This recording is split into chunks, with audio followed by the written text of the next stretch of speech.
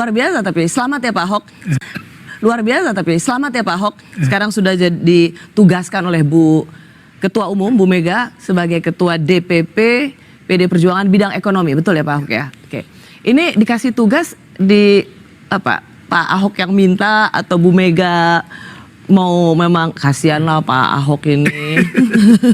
Saya kira gini lah, pas selesai ya saya sampaikan sama ibu kan bahwa saya akan bantu ibu lah di partai gitu. Nah, soal jabatan saya nggak tahu. So saya waktu itu hanya bicara soal gimana kita bikin yayasan partai. Kita ingin gimana menginstitusikan apa yang sudah kita lakukan. Karena semacam program public policy kan sudah. Kebijakan publik bagaimana menolong rakyat. Ini yang diharapkan di PD Perjuangan. Lalu ibu juga waktu bentuk tim kecil, ibu ini berpikir gini, ya kan harus terimaan bahwa presiden yang kita harapkan bisa menjalankan apa yang Bung Karno cita-citakan segala macam, yang lebih baik menurut kita ya, ternyata kan tidak dipilih oleh rakyat. Dan secara institusi semua ya udah. Maksudnya capres dari Pak Ganjar. Tentu kita berharap, tentu kami yakin Pak Ganjar lebih baik daripada Pak Prabowo dong.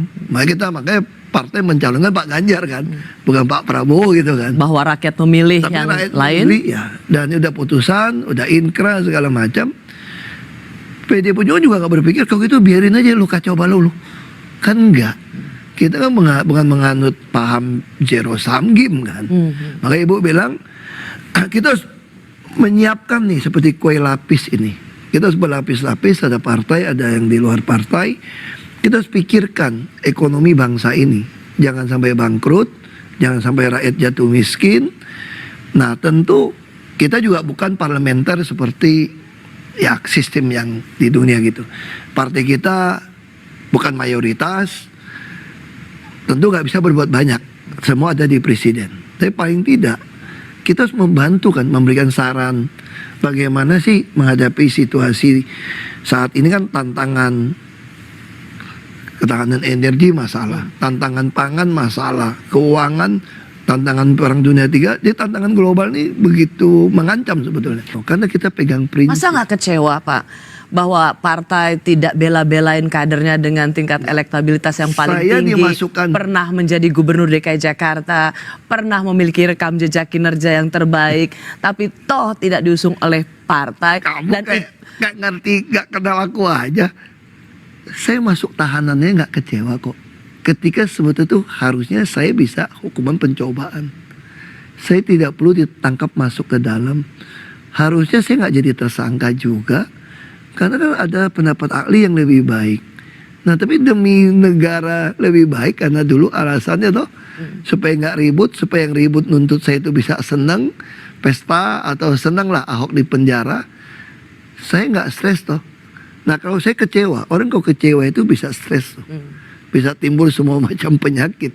Nah coba saya segar bugar. Ya itulah video yang disampaikan oleh Basuki Cahayapurnama, di mana dia juga diberikan satu posisi oleh Ketum Megawati, dan dia juga menjawab beberapa pertanyaan yang disampaikan oleh host Rossi, bahwa di dalam video tersebut memang Ahok mengungkapkan siapa dia, bagaimana pikirannya berguna untuk partai dan untuk keperluan negara ini.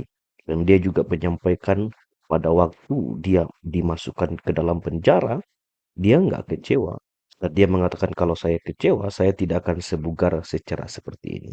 Ya itulah sekilas mengenai kisah Pak Ahok, di mana di dalam segala keadaan ternyata Pak Ahok tetap memiliki kedudukan dan dipercayakan banyak hal karena integritasnya sebagai seorang yang jujur.